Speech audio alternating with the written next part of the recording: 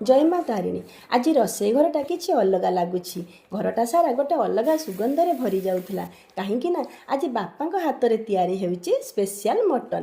तापर आमे दुई भणी बापा पाखरे छिड़ा होइके देखुतिले बापा केमिति मटन बनाउछंती। बापा कहती मटन तरकारी धीरे धीरे कले तार टेस्ट बहुत भल हुए। एबे मटन पूरा रेडी। आउ एपटे देखंतु मो सान भौणी गरम गरम मटन को टेस्ट करिके कहूची बहुत बढ़िया होइची। तापरे समस्तन पई खाइबा बाढ़ी आउ ये होची मो गलु भाई भौणी दुई जण खाउथला बेले मु पचारिली अजा बनैथिया मटन केमिति हेइची। से माने कहले पूरा टेस्टी।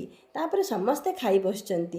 खाउथवा समय मु सेमानको पचारिली मटन केमिति हेइची। से माने कहले पूरा टेस्टी। बापांको हातर स्वाद पिला मानकर यम्मी कहबा आ समस्तଙ୍କର खुशी एई सब मिसी आजिर खाइबाटा अधिक स्पेशल हे गला।